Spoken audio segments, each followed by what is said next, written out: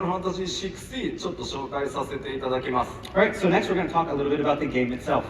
ファイナルファンタジー16、皆さんもちろんご存知の通りだとは思うんですけど、35年の、長寿フランチャイズであるファイナルファンタジーシリーズの最新作、そして16作目のナンバータイトルがこの16になります。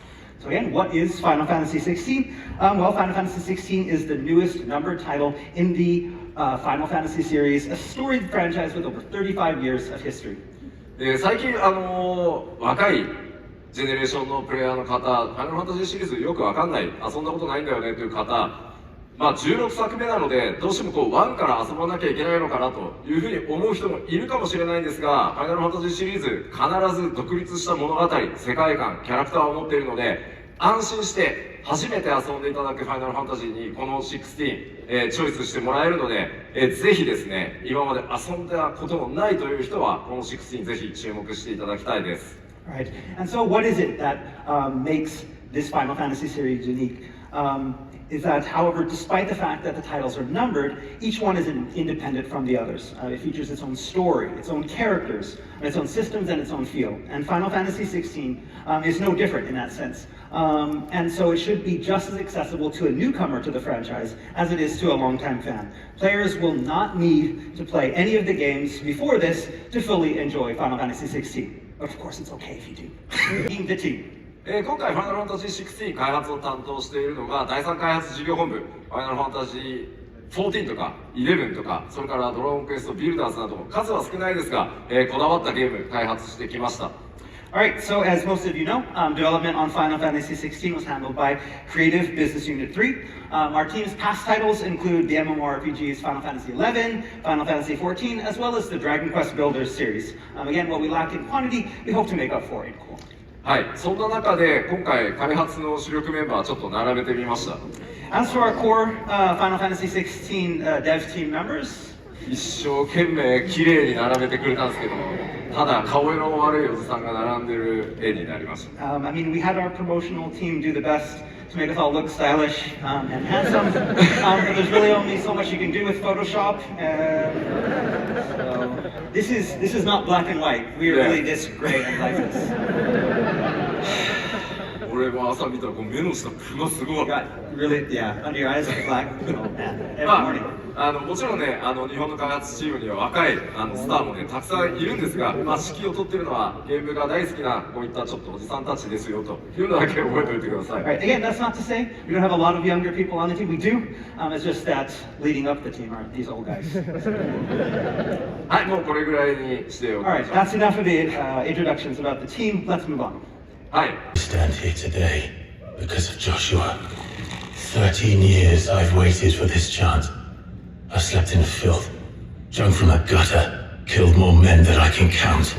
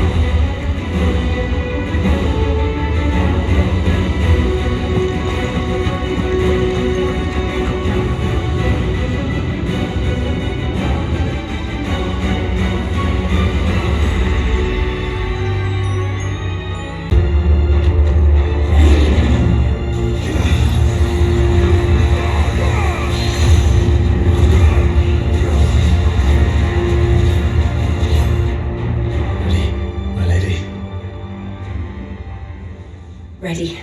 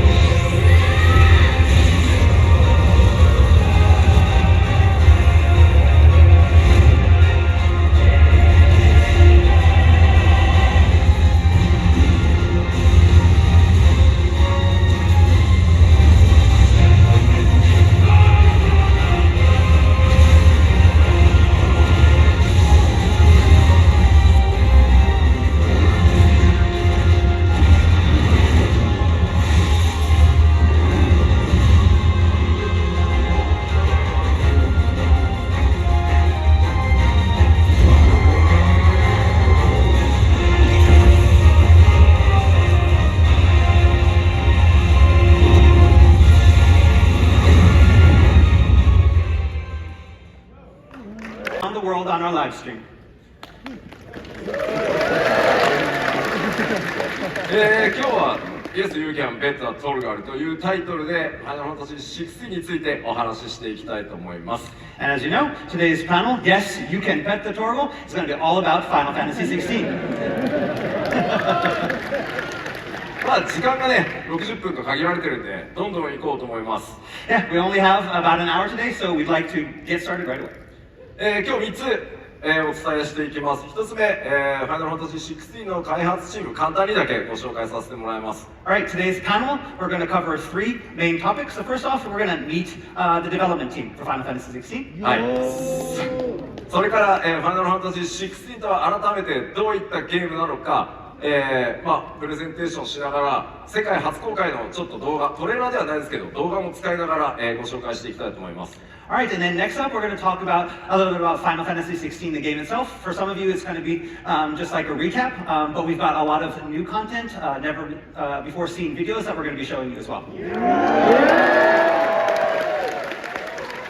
そして最後3つ目なんですが、先月から2月下旬に我々最初のメディアツアーワールドメディアツアーを1回目やったんですけど、そこでたくさんの、バトルに関しての情報を出させてもらいました。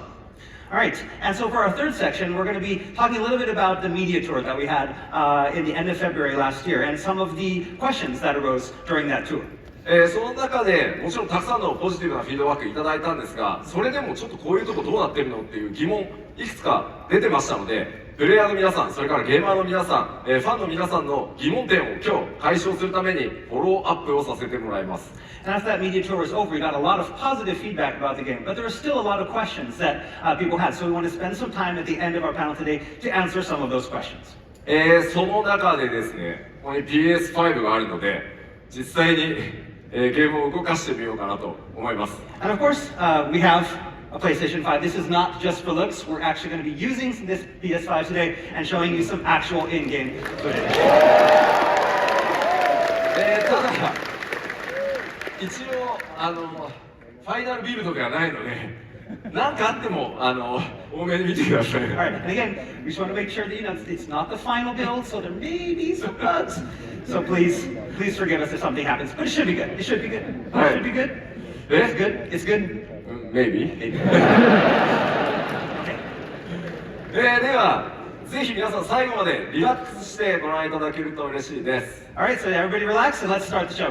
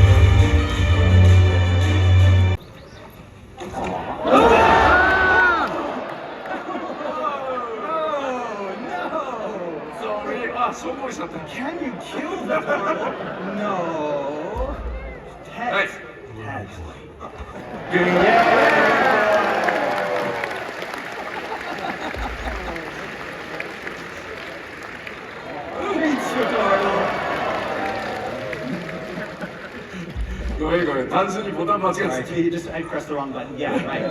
Yeah. Okay. た。はい。 It's not frozen. It didn't freeze. It didn't freeze. 今ポーズかけてくれたんで。 Okay, pause it. Now we're gonna unpause. Here we go. Wait a minute. Wait. Controller. I just want to show. Look. This is not a video. Okay. あんなかっこいい動きしないでくれるかな。 I'm sorry. Yeah, I made Clive look bad in that. But I had to show him it's real.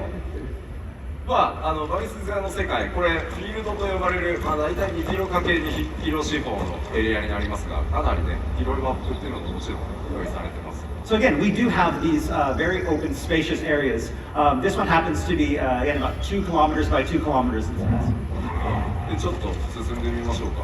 All right, let's head this way.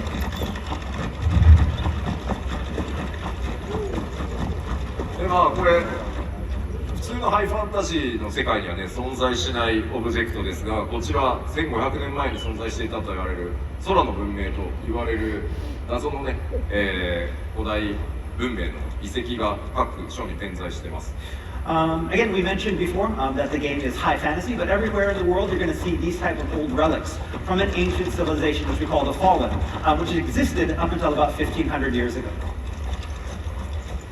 で、実際このフィールドの中にはこうやった、人々がね集まってキャンプなどが、開かれていたりします。 Of course, in these large fields, it's not just places for battle, but you also have towns and encampments as well. まあこういったところが基本はバトルロードなしシームレスにも全部進んでいる。 There are no crystals here. And you see, it's We have all to keep seamless going. from field into town. Crystalline Dominion is our... Dynamic conversations. で、あんまり進むと、ストーリーが進んでしまってスポイラーになるので、Oh yeah. ワールドマップの紹介をしようかな。 Okay, yeah, we can't go any further. It's about 145 more yards to the next part. We can't show you that, so we're going to stop here and we're going to show you the world map. ファイナルファンタジー16ですが、このようにワールドマップというものが存在しています。 So, with Final Fantasy 16, we have this world map, and these are the areas that you can explore. で、実際にプレイヤーの皆さんは物語を進めていくと、このワールドマップに、行けるエリアというのがどんどんアンロックされていきます。 And as you proceed through the story, you'll be unlocking more and more areas that you can visit.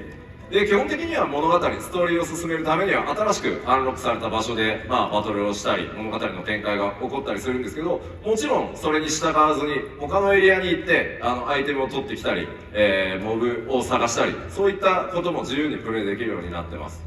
Again, of course, players can choose to, again, follow the main scenario along when you unlock new areas, or you can go back to the areas that you previously visited to have battles or search for items and just explore. じゃあ実際どれぐらいでエリアチェンジするのか試してみようか。 All right, and now we're going to show you what it's like to actually travel to an area and how much loading time there is. 怖いな。 And here we go. 1, 2, 2, 3, 3. 4ぐらいですね。 All right, here we are. Boom. まあ、ダウンローディング出さなくていいよっていうギリギリ。 That's right. Yeah, it's just short enough that we don't have to put a now loading symbol on the screen. まあ、ではちょっとここで、その RPG 的な要素をちょっとだけご紹介するのにセーブデータ変えます。 All right, so next up, I want to show you a different type of area, an area that has a little bit more of our RPG elements in Final Fantasy 16. So we're going to have to switch our save data. あ、今日はライブストリームも 2K の配信らしいので、今回はですね、ここにあるパフォーマンスモードと、グラフィックスモードありますので、2K のプレイブレート優先のモードで、プレイをしております。 Okay, so as you can see here, we have two different game performance modes. One that focuses on graphics and 4K graphics, and one that focuses more on frame rate. Because our stream today is in 2K, we decided to do the frame rate performance mode. 基本的にいつでも好みで変えていただけるので、グラフィックス最優先で遊びたいよという方はグラフィックス選んでいただいて、もうアクションゴリゴリに、行くんだという方はフレームレートで遊んでいただければと思います。But as you can see here, this can be changed at any time during gameplay. You can go from back and forth between frame rate and graphics at any time you want. So match it up with your playstyle. If you're more into the action in that frame rate, choose that frame rate mode. If you just want the beautiful experience, feel free to go with the graphics. では Alright, so let's load.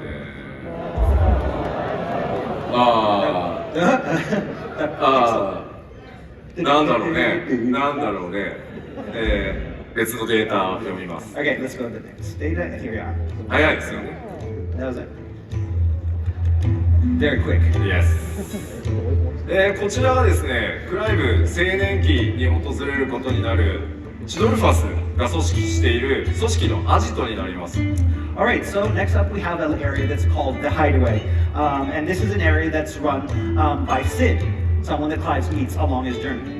で大体ここが、皆さんのベースキャンプのようなものになるとイメージしていてください。And this is kind of like a hub or a safe area where Clive can return in between his adventures. 例えばこのアジトには、こういったカローンのショップがあります。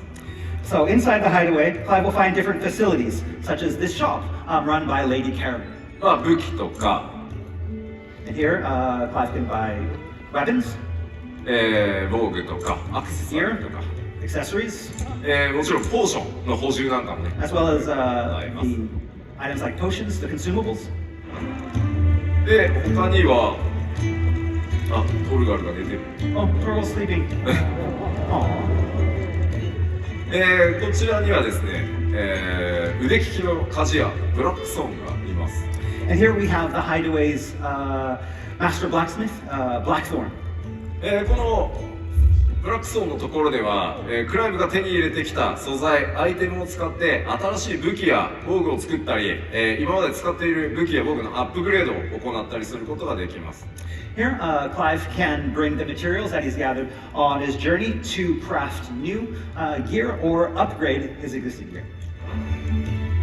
他にもですね、このアジトだと、向こうにちょっとアイコン出ていますが、サイドクエストの発行、これ世界中に散らばってはいるんですけど、より多くのサイドクエスト、ここからも発行されてます。 As you can see there in the background with those exclamation points, those are side quests that start from the Hideaway. Of course, there are also side quests that will start in other locations as well, but most of them start from here in the Hideaway. Oh, nice cloak. I want one. そしてこちらのストーンもぜひ覚えておいてください。 Alright, and next up we have this item that's called the Arete Stone. アクセスするとですね、コンバットをトレーニングする、別時間、別時空のルームがあったり、 So within this virtual kind of world, we have special supplementary content such as battle training. そしてこちら、世界中の腕に覚えのあるプレイヤーとバトルのスコアを競い合うアーケードモードも用意されています。 We also have what's called an arcade mode, where players can compete for high scores and compare their scores with players from around the world on the leaderboard. そして一度クリアしたストーリー、ステージを再度リプレイするっていったことも、こちらのストーンからできますので、ぜひ活用してですね、いろんなやり込みにチャレンジしていただければと思います。 And of course, we also have a stage replay. So any of the stages that players have played and completed, they can go back and replay them at any time. Wait, question? What's that? No. Question. Secrets. Secret. Okay. というわけで、このアジトを中心にですね、クライブいろんな活動をしていくんだよというのを覚えておいてください。 So again, this is that safe zone where Clive can go at any time in his journey. And so when you need a break for the main story, the Hideaway is where the fun begins. はい、では一回パワーポイント戻りましょう。 All right, so let's return to the PowerPoint for now.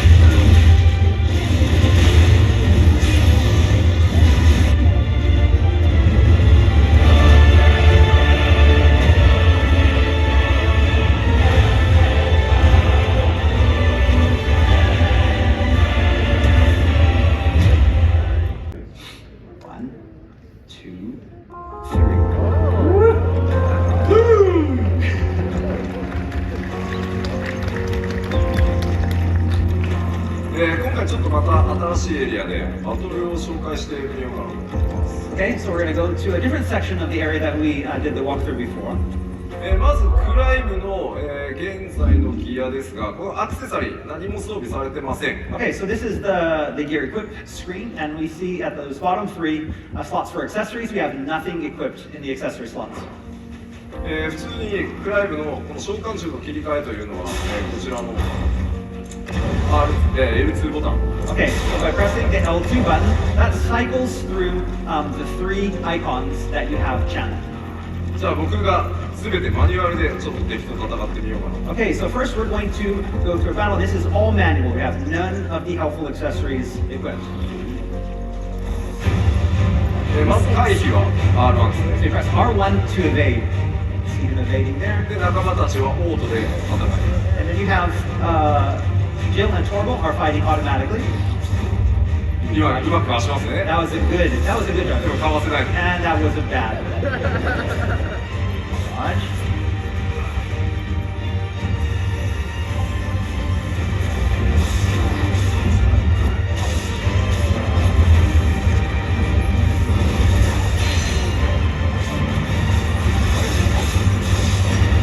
You're pretty good. Thank you! で、ビルゲージを削るともうダウン状態。 And each enemy has of these larger enemies have what's called a will gauge. When you get their will down to 0, they will be staggered and fall like this, and it's a free for all on the down end. Woo!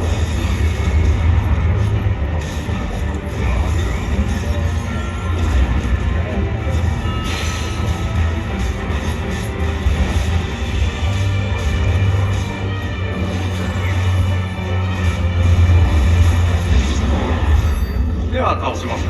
Hey, defeat.